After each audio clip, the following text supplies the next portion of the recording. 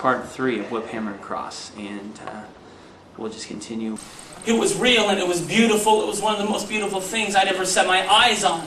And one of the most beautiful things I'd set my eyes on. And I saw Jesus at the top of that mountain, at the top of that hill. And he could see Jerusalem. He could see the city that was persecuting him, the one that he came to save. No longer were the multitudes there crying out to be fed and to be taught. No longer were there the multitudes crying out to be healed.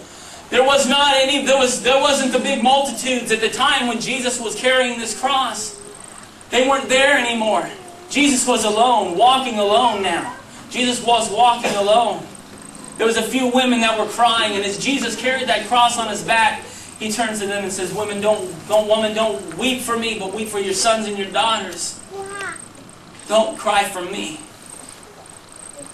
Jesus did it all for me.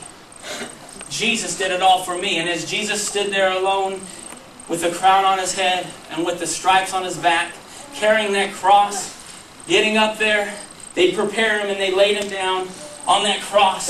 And there was a man who rolled up his hands, and he took a hammer and he took a nail. And he took that hand of Jesus. Let me tell you about that hand of Jesus. That hand of Jesus that had touched the multitudes. That hand of Jesus that had fed the 5,000. That hand of Jesus who so selflessly would walk the earth and heal those that would receive him. Heal those, healing the lame man, healing the blind man. With that hand of healing, that touch from the Master that changed lives and turned them around. That's the hand I'm talking about. And they took that hand. They took that hand. And they laid it on the cross, and they prepped it, and they placed a nail there, and they came down, and it wasn't a tap. It wasn't a tap anymore. They took him, and they laid him on the cross, and they came down on his hand. That hand. Every time I heard that hand get slammed, it was a nail going in, and I said, "Can he stop this?" And he could have stopped it, but he didn't. Why? For me. And again, I got a revelation. It's for me. And once I realized it's for me, every time that man would take back that hammer, I saw it. And it was as Jesus was there, willingly taking that nail into his hands. It was for me. It was for me. It was for me. And they took Jesus and they nailed not one hand, but two hands. And they nailed his feet to the tree with this hammer. And they so selfishly nailed him. And then when they raised him up on that cross, and he looked out. And he looked out and he saw those that had nailed him to the tree. He saw those that had nailed him to the tree. And those were the ones that he came to save. Those were the ones that he came to save. Those were the ones that wanted to see him dead. Yet he came to save them, and he still, at any moment, he could have come off that cross. At any moment, he could have come off that cross. Because he says he's hanging on that cross. He wasn't just gingerly put up there. They popped him into the ground where his ribs started to cave in, and where every time he would take a breath, it would hurt him. He was in pain up there on the cross. It wasn't as pretty as you've seen in the movies. You couldn't portray what Jesus went through in the movies. I don't think there's a rating for it. As I saw Jesus up there dying for my sin, and up there on the cross, taking my sin for me, he was thirsty. The best they would do for him was give him some vinegar. And then they would pierce his side and they would spit on him. And Josephus again says they weren't spitting lightly. They weren't spitting kindly at all. But it was a deep spit. It was a hateful spit. It came from the inside and spit and cursed at him as he took their infirmities and took their sin upon the cross. Jesus was not only doing this for me, Jesus was doing it for them also. Jesus looking out, feeling totally alone. Because he was no longer there with a hand nailed to the tree that had touched so many and healed them. Jesus was up there on the cross alone. Jesus was up there on the cross alone. What would have killed most men, even before he hit the cross, Jesus at that moment gave up the ghost. Jesus at that moment gave up the ghost. Pilate never thought it would even go this far to the cross. Pilate thought by handing him to the men, by handing him over to those men that would whip him and beat him, it wouldn't even make it to the cross because no one survives that. But Jesus did, to the point when he came back to Pilate. Pilate stood there, and what does Pilate say? "Behold the man. Behold the man. One of the things that gets under my skin more than anything is to see someone portray Jesus in a wimpy fashion. Jesus was a man. Jesus was a man. Jesus was a strong man. Because I'll tell you what, it takes a strong man to do what he did. Jesus wasn't a pushover. Jesus was not a pushover. Jesus knew who he was. Jesus was a strong man.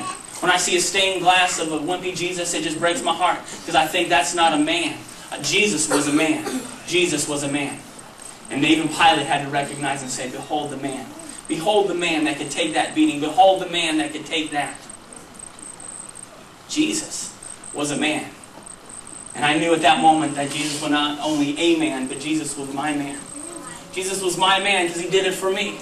Jesus was my man because he did it for me. He took the whip on his back. He took the nails in his hands. And he stood there.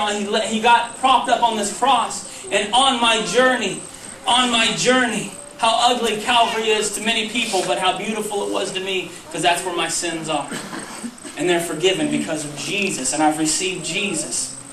Jesus hanging alone on that cross I read. And he did it for me.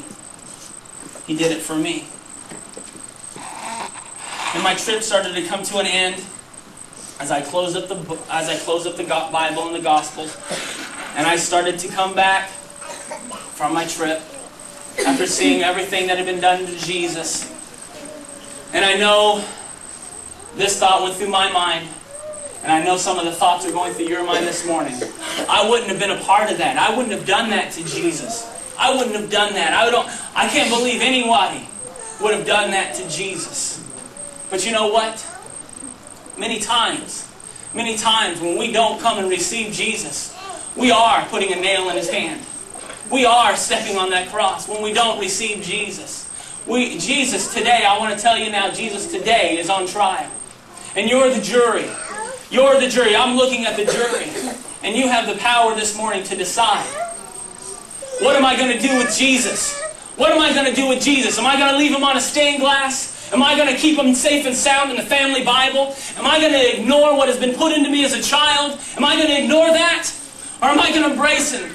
Am I going to see what he's done for me and I'm going to stop the foolishness? And I'm going to receive Jesus? I'm going to embrace Jesus because he's done so much for me. I have to embrace him. I want Jesus. And I ask you, the jury, this morning, what are you going to do with Jesus? Are you going to find Jesus guilty and walk over that cross? Walk over what he's done for you? Ignore the stripes? Ignore the healing hands that were put on the tree? Or do you embrace Jesus, the resurrected Jesus who died for you, not only died for us, but rose from the dead, that we may have life? You're the jury. You're the jury. And you get to decide this morning. And I'm talking to young and old this morning. What are you going to do with Jesus? What are you going to do with Jesus? Are you going to embrace him? Are you going to make him your man this morning?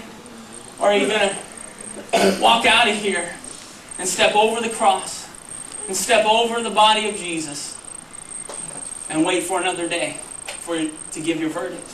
Because I tell you, the right verdict is to receive him. The right verdict is to say, Jesus has paid the price for me. I want to embrace what Jesus has done. And I want to ask the jury at this very moment that you bow your heads and you close your eyes. Bow your heads and you close your eyes, because right now, jury is in session. And everyone gets to cast their own vote. Everyone here will cast a vote. And this vote is going to be relevant to your life and to your destiny. Because it's not just fire insurance that you can receive Jesus, but it's a destiny. Because there's a calling that's here on every one of your lives. And when you don't receive Jesus, when you don't answer that call, when you don't find Jesus and receive that freedom, you miss out on so much. And we can become a statistic and grow old and wish we'd made different choices, or we can start making the right choices now. Wherever you're at, young and old, make the choices now.